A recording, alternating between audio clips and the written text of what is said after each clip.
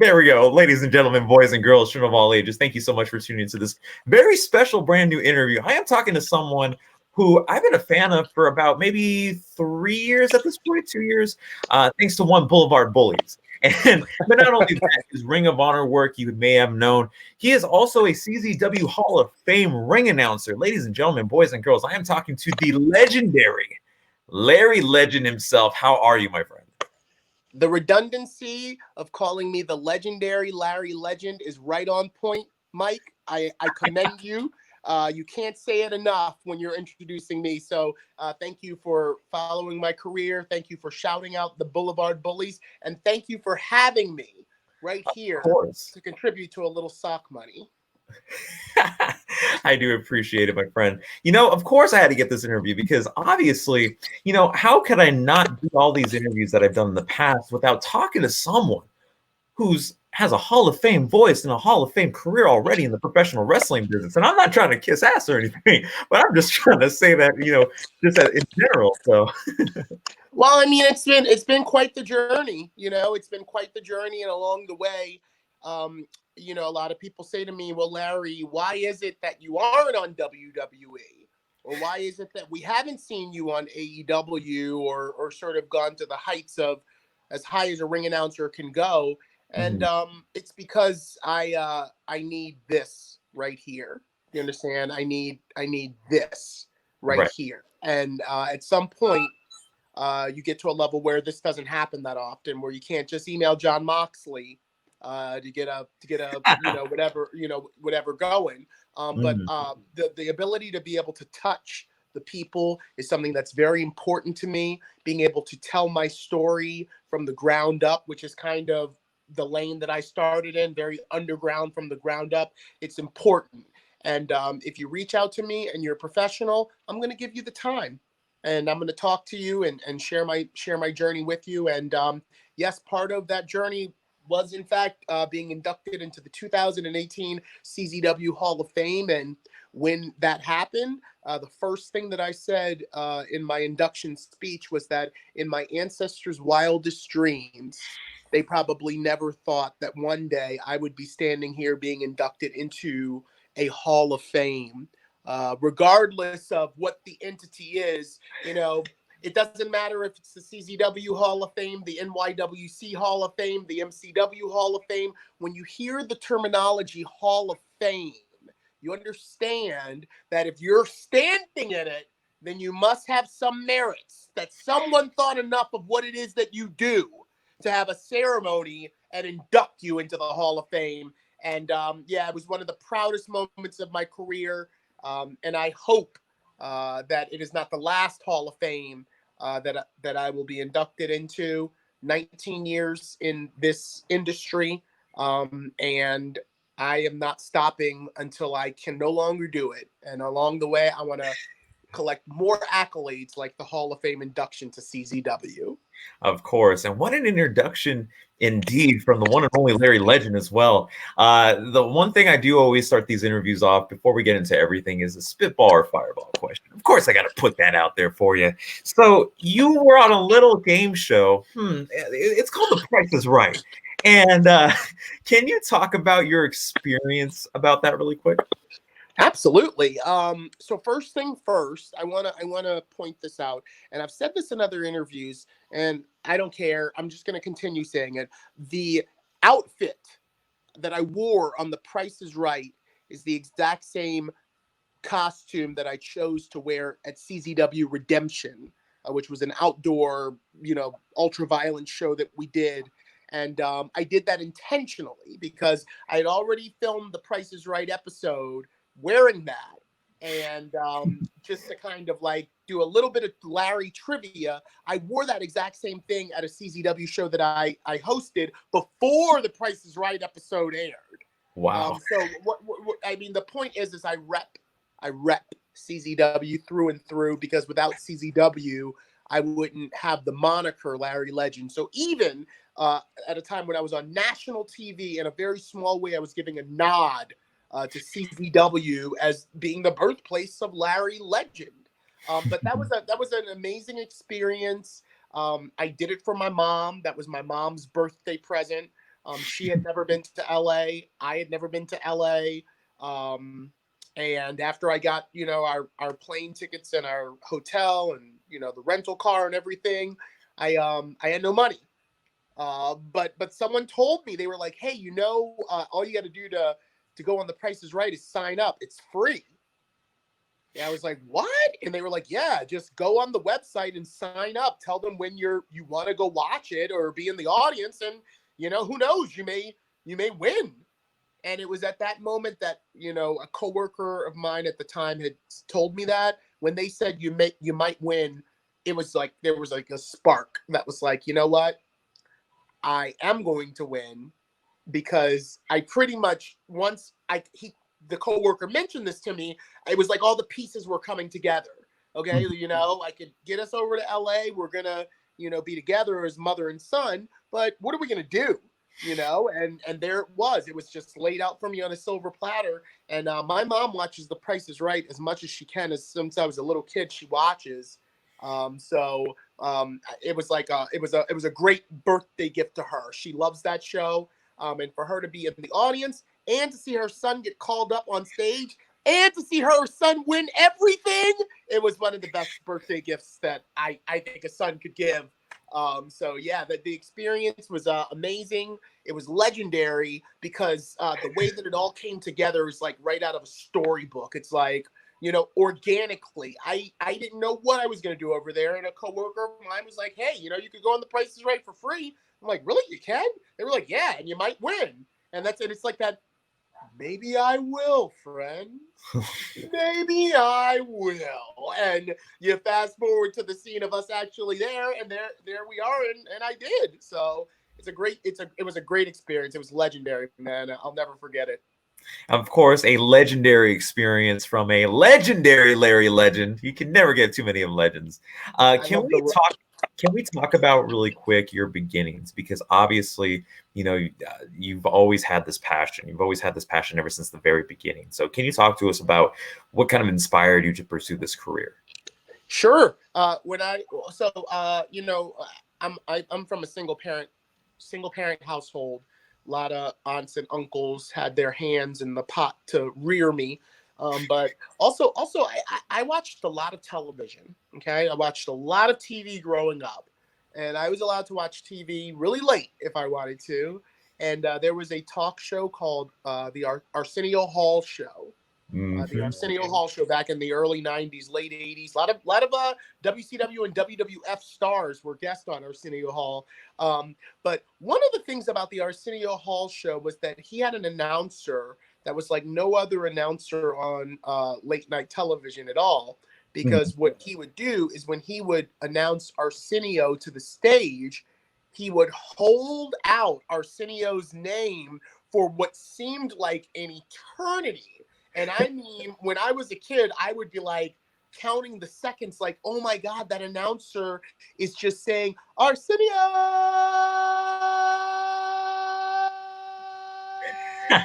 And that is exactly what I just imitated for you right there, is what I used to do as a child. When the Arsenio Hall Show would come on and the announcer would do Arsenio, I would try to do it as a child with my little lungs as long as the announcer of the Arsenio Hall Show would do it. And looking back on my entire journey, I've got to say that those probably were some of the catalysts for me to eventually be like, I can do this proclaiming this because the announcement starts whatever, even at the movie theaters, you get the announcement about turn your cell phones off and on silent mode. That's how it's about to start. The circus, the announcer, and perhaps maybe what really first gave me that spark for using my voice in that capacity was kind of how I was like moved by the announcer on TV, who was just holding this one note out for so long. It seemed like an eternity, and imitating that. Yeah, that again, the beginnings in Arsenio Hall's very, very iconic start to the show. I mean, when I think of great introductions, of course, how can you forget The Price is Right introduction? How can you forget even And here's Alex Trebek. Like there's Right. so much. I got you. Here is the host of Jeopardy, Alex Trebek. And like even there, there's a rhythm.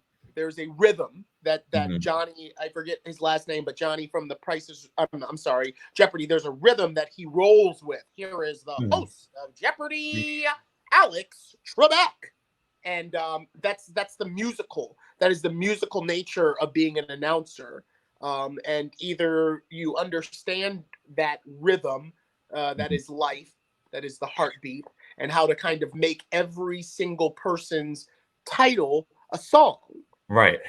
And that's really what I've strived to do my entire career. And the origins of that probably were, just hearing the announcer of The Price is Right, the announcer of Jeopardy, the announcer of Arsenio, the Arsenio Hall show, and so many other announcers. So stand up for the announcers, and yeah, it's what inspired me to get into it. And then also, of course, I had a lot of Hasbro WWF action figures growing up. And I don't know how much the kids really play with the figures as much anymore. I mean, some of my godkids have had wrestling figures, but I've never actually observed them playing with them. But for me, it was the whole ring. It was the, me making their music as they walk down. Eventually, WWF started producing CDs with the music on, so I could kind of sync it up and do the music part. But I would do the commentary for my matches with my figures. And I would also do the introduction of the matches for my figures. So Arsenio Hall and just playing with toys are the origins of Larry. Yeah, Legend. of course. Larry Legend. Of course, you got to mention that name multiple times because, of course, it's legendary. So you talk about your beginnings, and I think that's absolutely phenomenal to say the least. You look at all these ring announcers, and you look at what their origins were. People say Howard Finkel. People say that Justin Roberts. I find it very interesting that the first person that comes to mind was the introduction to Jeopardy, Arsenio Hall, and stuff like that. So I think it's. The way I find it is that the way you portray your voice from a talk show to professional wrestling absolutely blows my mind. Well, I mean, there's levels to this. Mike. So, I once did a podcast with a few guys that were asking me about like being nervous about when I was on The Price is Right. They were like, we know that you can do like wrestling and stuff, but this is not wrestling. This is like, another type of thing. So weren't you nervous? And I said to them, well, some of the best advice that I ever got in my career was from my mentor, Ruckus, from the label, not the stable, Blackout. And he said to me very early on, if you just look at everything as another show, then you won't get the butterflies of like, oh my God, I'm on national TV. This is going to be seen by like millions of people. The same way that we do shows at the North Point Flea Market in front of at most 200 people. That's the same mentality you have to have when you go out into Madison Square Garden and you have, 13,000 people around you, or however many is the capacity of Madison Square Garden. And I actually was fortunate enough to announce at Madison Square Garden eventually. And I remember as I was standing there on the floor and I was looking up at that big, huge, thing, I don't know, like the Tron that like is just massive where you can see on every side for the people all the way up in section 400. I was thinking to myself, wow, this is major. But at the end of the day, it's just another show. Right. and I fucked up at Madison Square Garden, actually. Pardon my language, but It's uncensored. It's fine. well, you never know. But it was boxing, and for boxing, and I learned this after I announced my first boxing fight in Madison Square Garden. The press box is expecting you to read the judges' scores, regardless of the decision, whether if it's a split decision, majority decision. After you announce whoever wins, the press is expecting you to, Judge A scores about 67-70 in favor of the blue corner. Judge B scores about 70-64 for the red corner. They expect that. And I remember after I announced the first fighter as the winner, the press started standing up and they started like pointing at me and like holding their hands out, like, what are you doing? Like, and they were like pointing at like, you know, their computers and shaking their head like, what are you doing? And like, I'm looking at them and like the referee or someone said the judges or the press box needs the scores. So for everything else that you do tonight, please read the scores because they're not used to that. And I said, well, oh, sorry, I didn't know. This is my first time in Madison Square Garden doing a boxing match. I do wrestling. I didn't say all of this, but I apologized. And I said, you know, if you want me to, I can read them now. I know that fight is over. I can read them now. And they were like, no, we don't have time for that. Just from now on, going forward, and whenever you do boxing, make sure you read the scores regardless of the winner because they need that for the records, which is different than wrestling. You know, you don't necessarily need the time of each bout, even though a lot of the times I announce it. You don't need that. So, yeah, it's just another show, and I'm not nervous anymore. And you know, no matter where I go, I won't be nervous. Although there are people that probably want to work against you, you know, to kind of make you a little bit more nervous. But you know, you can't go around calling yourself Larry Legend and not be legendary. Mm-hmm. You know, so I've had that happen several times in my career, and I always, you know, just eat that and you know move on. Yeah, I mean, of course, why can it not be a legendary debut over at the legendary venue of Madison Square Garden? So, you know, of course, Well, it had never been more legendary than the night that I was there.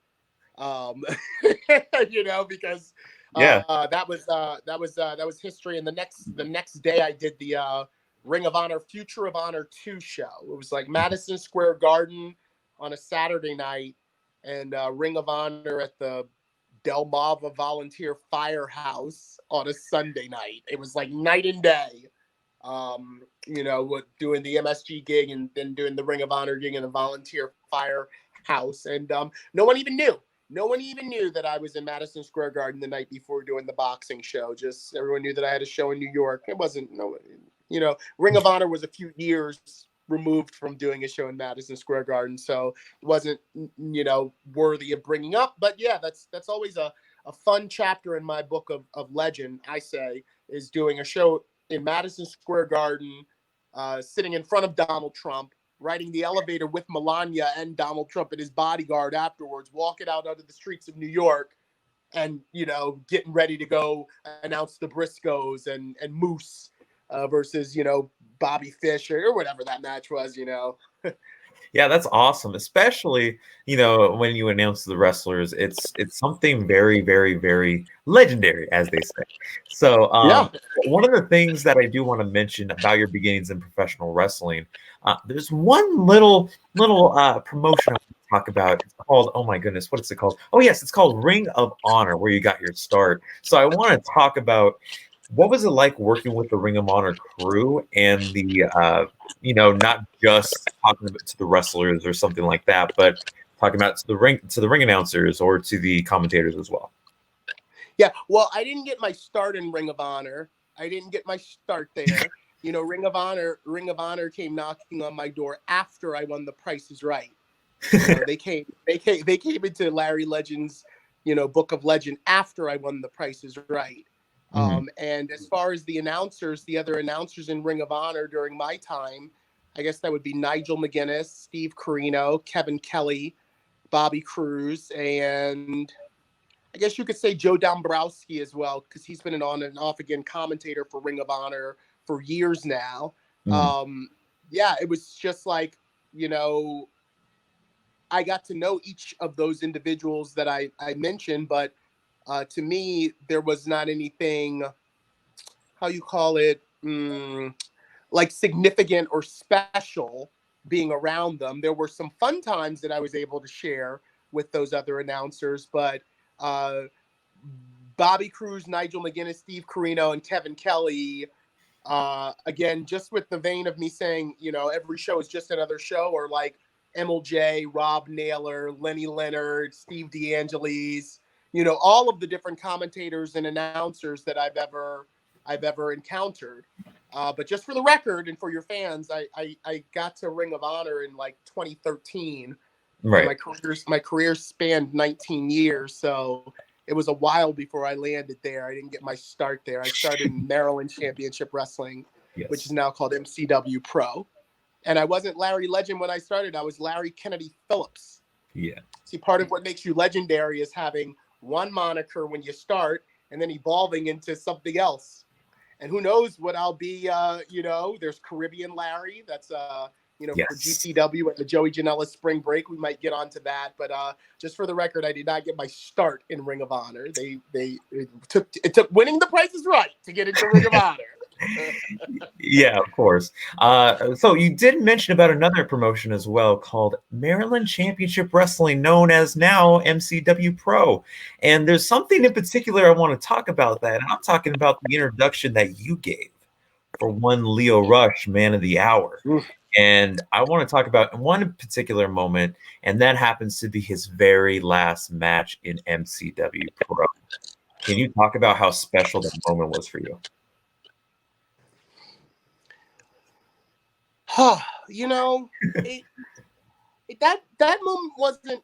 I don't think that moment was as special to me in MCW as much as it was. You know, the day that Leo walked into the training school to like say, "Hey, I wanna be a wrestler."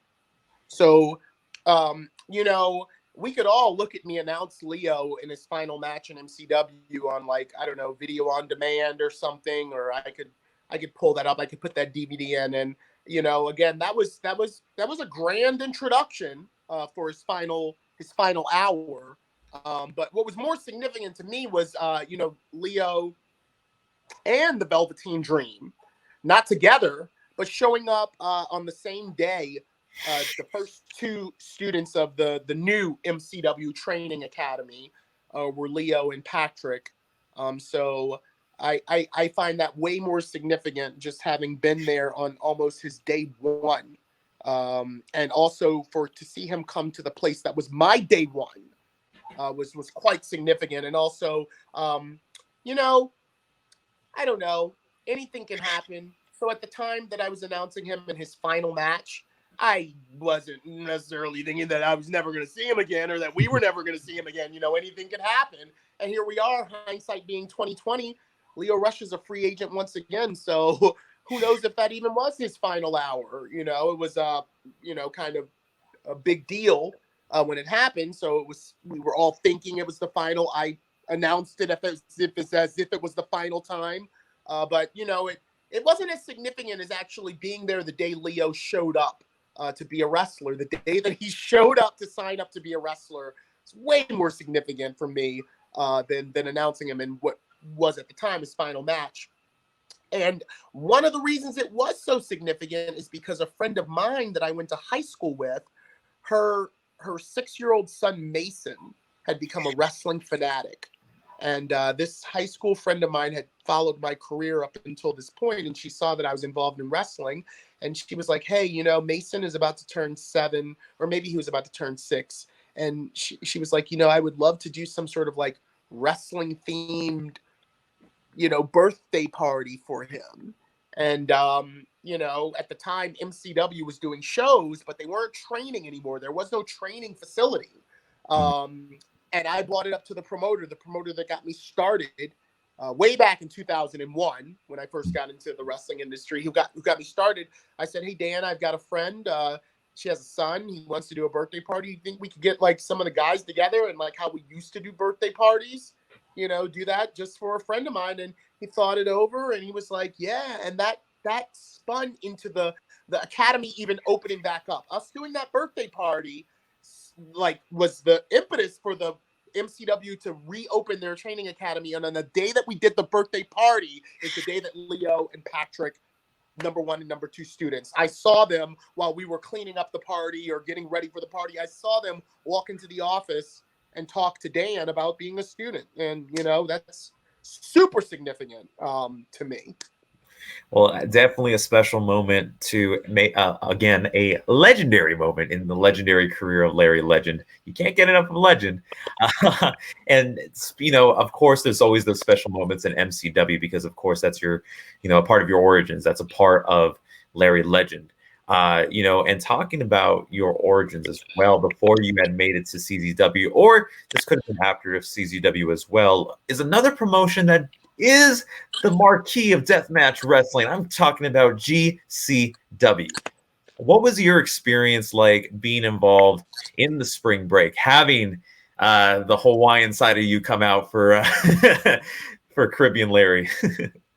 Well, you know, it was at a very special time in my career that GCW kind of exploded on the scene, because around the time that I was doing GCW Spring Break 1 was very shortly before my time with Ring of Honor was about to come to a conclusion.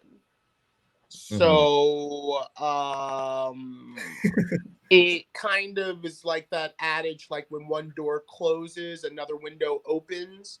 And it probably softened the blow somewhat, kind of being told by Ring of Honor, you're good, just not good enough to continue working with us, for then me to be welcomed into the GCW family right when GCW was really starting to light the scene on fire.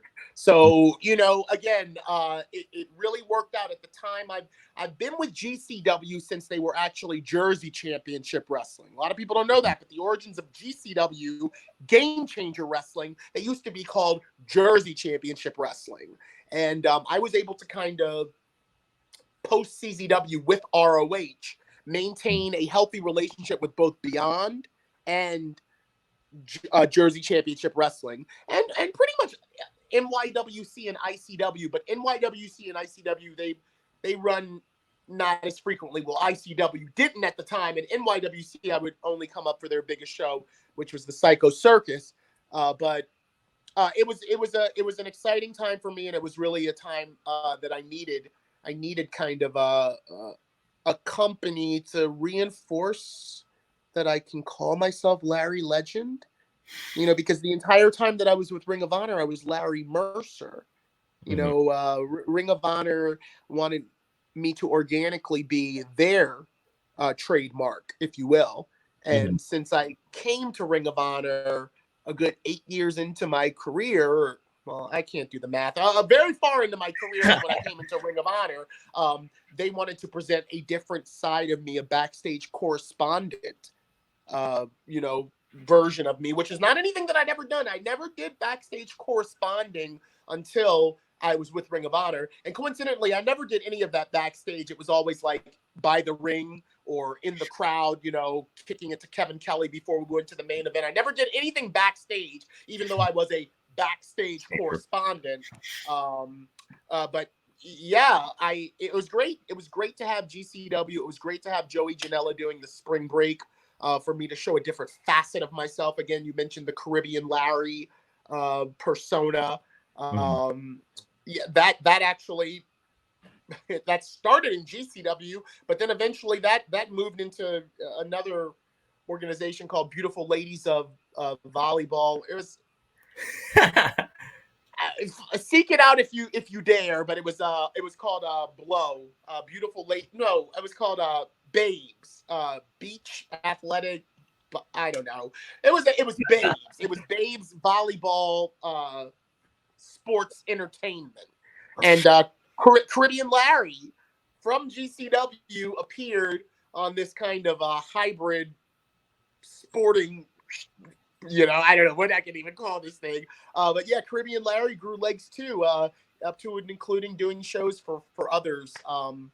So yeah, that was a lot of fun. GCW is a lot of fun. It was a lot of fun, and like I said, I'm blessed to have been there right when it started to like really pop. Because like I said, I was kind of being shown the door by Ring of Honor at that time, and that didn't feel good.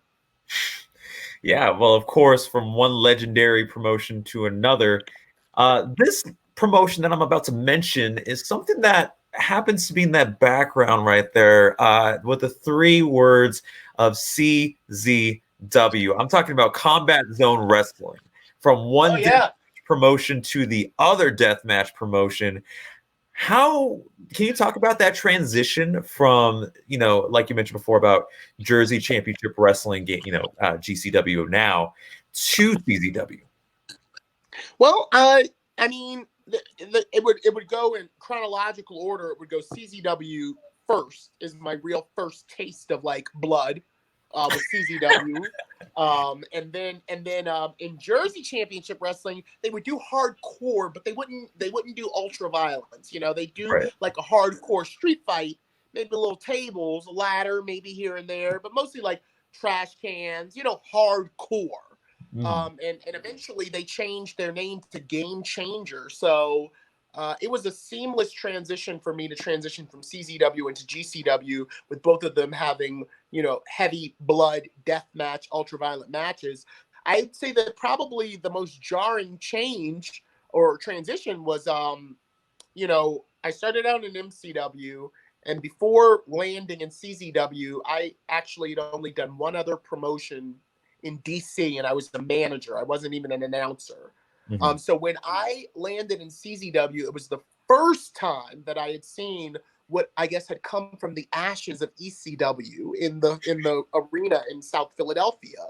And I had never seen anything like the no rope barbed wire matches. I'd never been a part of an event that had that type of uh, stuff going on. I'm sorry. Yeah, no worries. I'd never the panes of glass. I'd never been a part of anything that was like that. So that was a transition that was kind of jarring. But again, I was bought to CZW by my mentor Ruckus, Mhm. and pretty much when I first was in CZW, I was always around him in the back, and I always kind of had a sense of security that nothing was going to happen to me because Ruckus was so big of a deal in CZW. Mhm. And if I had been bought to CZW on his credit, there was no way that I would like all of a sudden get punched by the Necro Butcher in the middle of me doing my intros, which did happen to announcers, or that Nick Gage, he might chase me out of the ring, but there was never going to be an opportunity where he grabbed me by the neck or did anything to me to harm me. So I think that just the safety of coming from MCW, which is where I actually trained. I was also trained in wrestling in MCW, which means you got to give yourself, your body to, other men that potentially could kill you or break your bones. Being around a bunch of other people that I didn't really know and trust, and that were doing something so extremely violent, I was thinking, well, the likelihood of me getting fucked up out here is really high because I don't know anybody, but Ruckus really. Right. And the referee D Edwards, who is Derek Moore in WWE. He also started in MCW, and at the time that I came to CZW, it was Derek and Ruckus, and with both of them there, I was able to transition into that type of wrestling because I was like, well, if Derek is here, nobody's doing nothing to him. If Ruck is here, nobody's doing nothing to me. So I'm in good standing. But it was scary at first, and I mentioned that during my Hall of Fame induction ceremony that when I first came to CZW, it was a very very scary place because I'd never seen anything like that stuff. Yeah, I mean, trust me, when it comes to the CZW roster, I mean, there are some scary, scary, scary dudes out there. Matt Tremont being one of them, Nick Gage being another one, Nick Mott, Yeah. the original, the Oh yeah. original death match dealer, as they say, and there's so many more. Jimmy Havoc is one of them. Just there's Yeah. so Danny Havoc, rest in peace, Danny Havoc, and stuff like that. Just so blows my mind to this day. Absolutely. Yeah, man. And some of the sweetest, kindest men that I've ever had the opportunity to share a conversation, a beer, a smoke with have been, some of the individuals that are involved in some of the most violent matches known to man. And it just always baffles me that some of the times the meanest people, the meanest ones are not. I mean, in I mean, I hate to say this in these terms, but in kind of like Masada terms, they're pussy. Like the ones that are the nastiest to you in like, you know, for no other reason. In real life, those are the real pussies. And the hard ones, the ones that are hard to the core, are always the sweetest ones, you know, when you meet them. So you can learn a lot by the way you're treated by someone, whether or not they really are, you know, with that about that life. And a lot of the times that's a front. That's a front to keep people away because they're afraid they'll be exposed. So Yeah, yeah. yeah, absolutely. I mean, you know, they're different in the ring, and of course, they're different outside. And one of the things that I truly want to highlight in your Hall of Fame career in combat zone wrestling is your introductions towards each and every individual that steps inside, whether that is Matt Claymont, whether that is Leo Rush, whether that is Jimmy Lloyd, Joey Janela. There's so many that I can name. What would you say out of every CZW World Champion? Which one was your favorite to announce? Well, that's a good question. I mean, I guess I'd have to say my favorite CZW wrestler has to be Ruckus because he Mhm. brought me in, and you know, there are not too many recognized African American world champions in wrestling in the history of wrestling. Mhm. You know, an African American in pro wrestling when I was growing up in the '80s was rare, let alone a world champion. And at the time that Ruckus brought me into CZW, he was the world champion. He was also the tag team champion, one half of the tag team champions. And he was just kind of like a larger than life figure. And his stature, he's very short. He's a shorter guy, but he was bigger than anybody.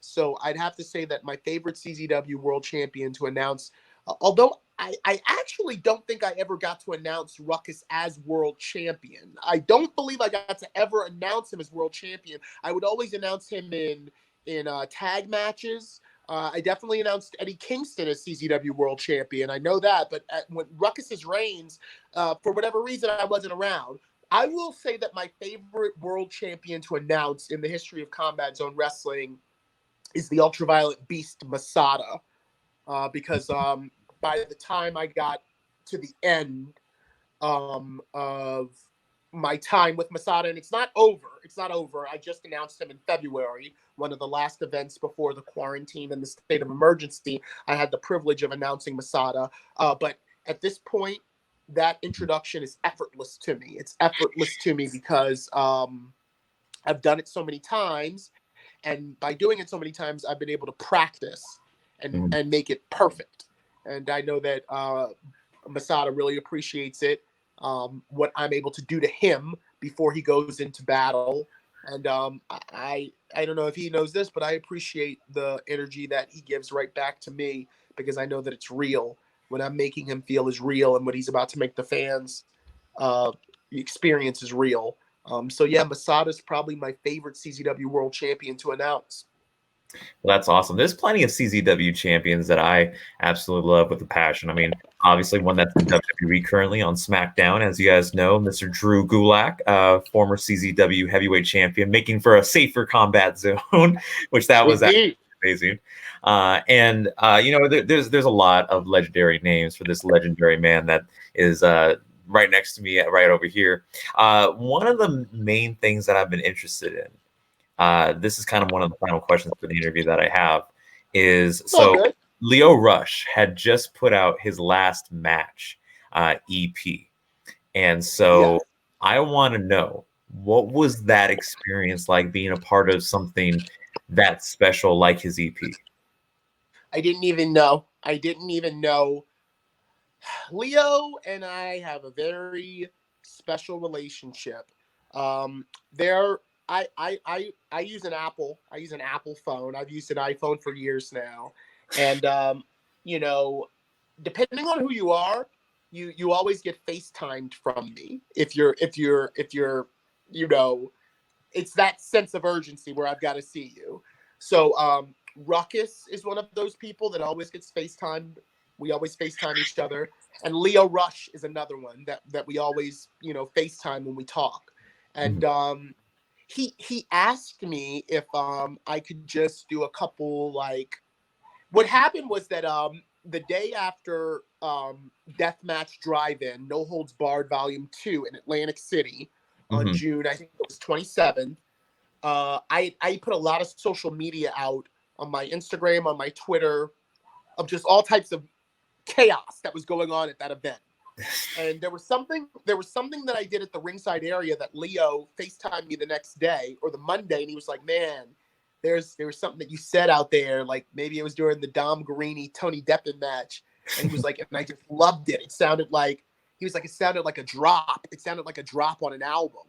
And I was like, "Word?" And he was like, "Yeah, man." He was like, he was like, "Could you record something like that for me?" And I was like, "What do you mean? Like, just like take the sound bite that I did at the thing and give you that?" And he was like, "Yeah, but not that. Like as if you were at the ringside area watching me. Like, it is like the same way that you were doing that for Dom Guarini or whoever he heard me doing it for on Instagram." He was like, "Can you do like one of those as if you're at the ring watching me?"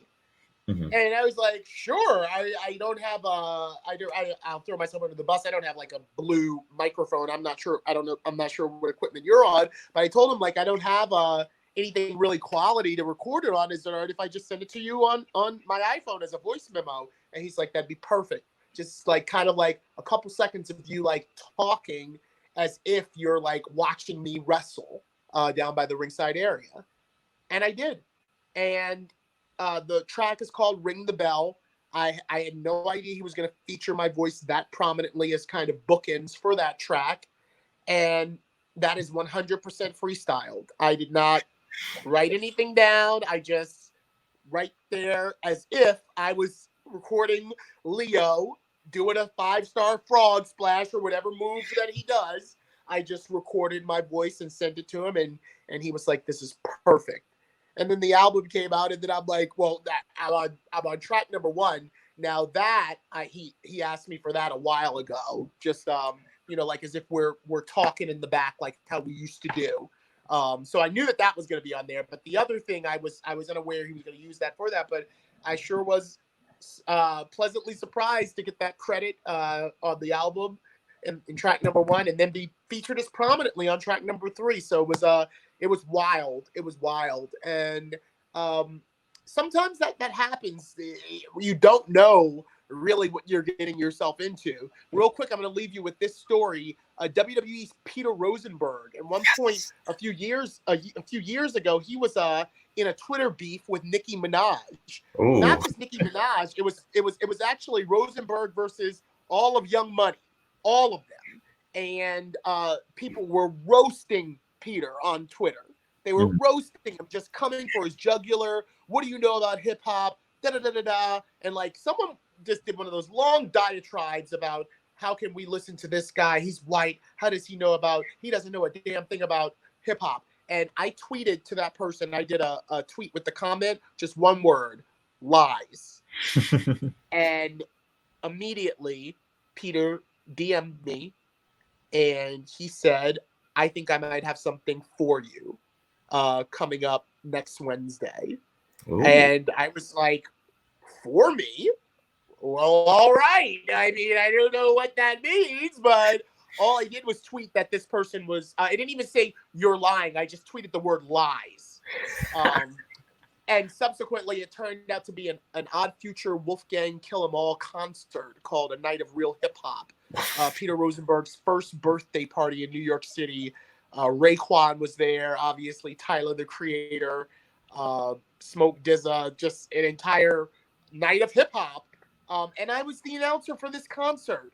And it happened all by me not knowing, the ignorance. The ignorance of like, sure, Leo, whatever you need. Not knowing that I'm going to be featured that prominently on the album. Not tweeting lies to whatever that person said about Peter Rosenberg, thinking 3 days later I'd be in I think it's called the PlayStation Theater now, but at the time it was, I don't know, the Best Buy Theater in Times Square, with over 3,000 screaming young fans in front of me, bringing out hip-hop acts. And then I went on to do that for 6 years straight. Peter did that birthday party, Peter Palooza. And so organically, I was blessed to be a part of that. And, those types of things are what gives me every right, in my eyes, to call myself Larry Legend. Because if you call yourself Larry Legend and you go on The Price is Right and lose, there ain't shit legendary about that. If you're featured on Leo Rush's album on 2 different tracks, and you didn't even know it, that to me is a legendary organic story that I can tell you right now on this podcast. And it's just part of the course for me. I think in a lot of ways, a lot of people try too hard. I see certain ring announcers or MCs right now, and they're like, they're kind of like rah rah rah on their soapbox. And one of the criticisms that I received a lot coming up was, "Oh, you're too much. We need you to fade into the background. You're taken away from everything." Those were people that were threatened. Ultimately, hindsight being 2020, they were threatened by how good I naturally was. So they wanted me to kind of, fade to the back like a Mike Rome or a Greg Hamilton or a Justin Roberts, kind of just be that big voice looming over the event. And, my mama didn't make me that way. I'm a little bit more presentational, and I look good while I'm doing it. So, to all of the announcers that are coming up right now, it's all well and good to get the likes and the retweets and everything like that. But just remember, nobody's paying to see us. Nobody's paying to see us. Right. Everybody's paying to see them. So I would say advertise what's coming up for you. Advertise what's coming up for them that you're a part of. But don't, get on your soapbox and kind of speak like an authority just because you happen to be the announcer, because you can get yourself into a lot of trouble that way. We aren't really, ring announcers are not really the office. Okay? Right. We're very close to the promoter. The promoter usually communicates things for us to, tell the crowd that that's going to be a surprise, but we're not really in charge of shit. Right. And if you start to think as an announcer that you have any say over things, you could find yourself being shown the door, which was the case with me in Ring of Honor, and at one point at CZW. But hey, again, you got to make it legendary, or else you ain't living the legitness of it all. So I was welcome back to CZW, and who knows, before it's all said and done, I may be welcome back to Ring of Honor. You never know. Right. Well, Larry, once again, I want to thank you so much for being a part of this interview. Thank you for being as legendary as you are and more. And where can people find you? Can people find you on social media? Oh, yeah. I'm always on social media. Real Larry Legend on Instagram is the easier one. And then on Twitter, it's BLK. Shout out to Blackout. LKP. Larry Kennedy Phillips, my first title in wrestling. So again, it's BLK LKP on Twitter, BLK LKP on Twitter, and Real Larry Legend on Instagram. And then on Facebook, I believe I have Larry Legend. I think there's a couple of us out there, but mine has parentheses after Larry Legend, and it says 3 letters, LAH, which is La. Which is La. I like Larry to be pronounced with a hard A, like Massachusetts, like Larry Legend, like Larry Bird. Like I like that La as opposed to the Lair. Like, depending on dialect, you'll sometimes hear people call me Larry, like Larry. I don't really like Larry. I like Larry. So if you look for me on Facebook, you'll see Larry Legend, and in parentheses, you'll see that Boston La, because that's my nickname, La. And if you really know me, you refer to me as La. Or Ledge. You can call me Ledge. That's throwback to Scott Hall. Ledge. Some of my friends call me that. But yeah, Facebook Larry Legend, Twitter BLKLKP, Snapchat BLKLKP, at Real Larry Legend on Instagram. And don't forget, the next time you can see me is August 7th and August 8th as ICW No Holds Barred presents Deathmatch Drive-In, No Holds Barred Volume 4 and 5, a 24-hour fuckfest of nothing more than death, macabre chaos, and guess what? WWE Hall of Famer Abdullah the Butcher is making a rare appearance to do a Q&A on the second day of the Deathmatch Drive-In, No Holds Barred. So if you can't be there live, IWTV, IndieWrestling.tv, and you can stream the entire 24 hours. And there may be a few surprises featuring me if you tune in for the 24 hours. So if you're a fan of Larry Legend, if you missed out on the first Larry Legend, It's About to Go Down t-shirt back there, stream the event live, and you'll see why I am in the CZW Hall of Fame and why I have every right to call myself Larry Legend. And that was a legendary outro. Thank you so much, Larry. And for those, I'll put the link in the description for his social media, of course. And Thank you. until we meet again, I will see you guys in the next interview. Boom.